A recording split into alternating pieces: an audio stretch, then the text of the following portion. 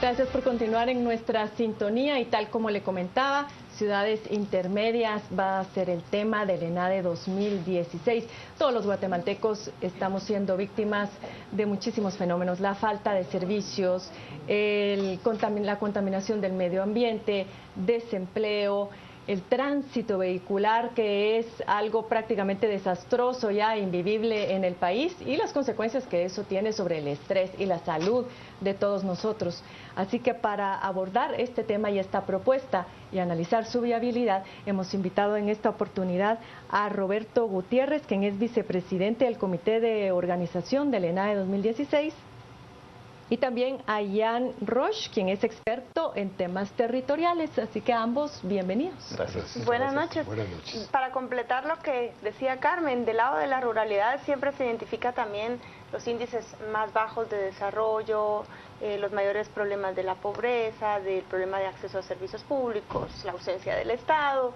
Y entre esos dos polos se plantea una ciudad intermedia. Quizás podemos comenzar por ahí, don Roberto, explicándole a la audiencia ¿qué es una ciudad intermedia? ¿Qué usa de lo bueno y qué se despoja de los dos puntos extremos? Sí, claro, una ciudad intermedia es considerada aquella que ya tiene la capacidad de prestar servicios a su comunidad. Es una ciudad que tiene niveles de competitividad en el sentido que puede proveer oportunidades de trabajo a las personas a partir de promover a su vez inversiones generadoras de empleo. Es una ciudad incluyente en el sentido que recibe a las personas con la dignidad que se merecen. Es una ciudad resiliente en el sentido que puede abordar el cambio climático de una manera adecuada y que además sabe manejar sus servicios de manejo de desechos sólidos, de desechos de aguas, etcétera. En fin, es una ciudad que tiene las condiciones para que las personas puedan llevar a cabo su vida de una manera más humana. Eso es una ciudad intermedia. ¿Tiene usted en mente un nombre de una ciudad en Guatemala que ya encaje en esa calificación? Bueno, hay aspiraciones a llegar a ser intermedias. Yo vivo en Quetzaltenango y Quetzaltenango podría ser en las ciudades de provincia la que ya está llegando a tener esas condiciones. Aún le falta, pero tiene todo un plan de acción que se está implementando para llegar a ser una ciudad intermedia.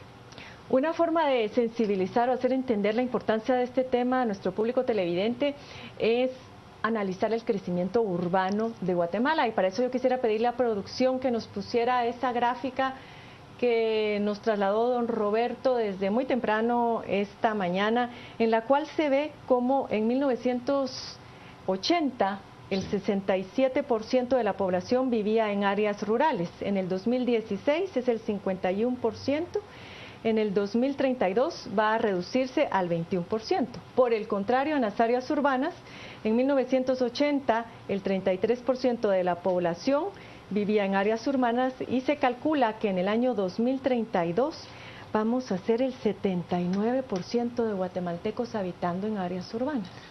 Sí, tal vez ese es un tema absolutamente fundamental para el futuro del país.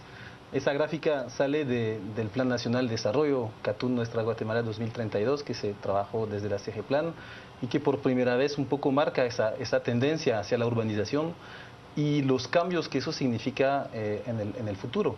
Los cambios en los desafíos que planteaba don Roberto, pero también los cambios en oportunidades. Los países del mundo han pasado por ese proceso que llamamos de transición rural-urbano, es decir, cuando la población se vuelve en su mayoría urbana, que es el fenómeno que estamos describiendo, que se debe con todos los problemas, pero también con todas las oportunidades, porque es en la ciudad donde lo planteaba don Roberto, se puede tener mucho más valor hacia los productos, hacia los servicios, es en las ciudades donde se logra la generación de empleo, si hacemos las cosas bien.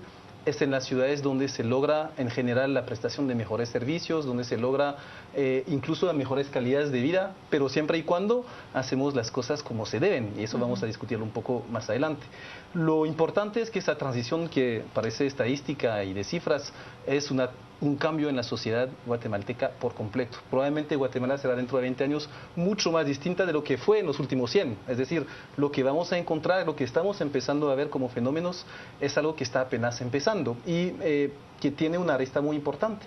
Que esta transición del campo a la ciudad significa también articular el campo y la ciudad. Es decir, el gran planteamiento de las ciudades intermedias, que son ciudades que intermedian justamente entre la población que está en el campo y la población que está en la ciudad, crea flujos de intercambio ambientales, económicos, sociales entre esos dos mundos y en general, digamos, articular esas ciudades intermedias, lograr su fortalecimiento, tiene un efecto redistribuidor y un efecto de desarrollo sobre la población rural que rodea esa ciudad. Hay algunas personas que más bien dicen que lo que hay que hacer es que el Estado atienda a las personas que viven en el área rural de manera de evitar que se trasladen a las áreas urbanas. Don Roberto, ¿qué opina usted de esto? ¿Realmente es posible para el Estado poder llegar a atender las necesidades en las áreas rurales o la opción verdaderamente son las ciudades intermedias? Sí, yo creo que más que opción es lo que indica, digamos, la realidad histórica, no solo de Guatemala, sino de muchos países de América Latina.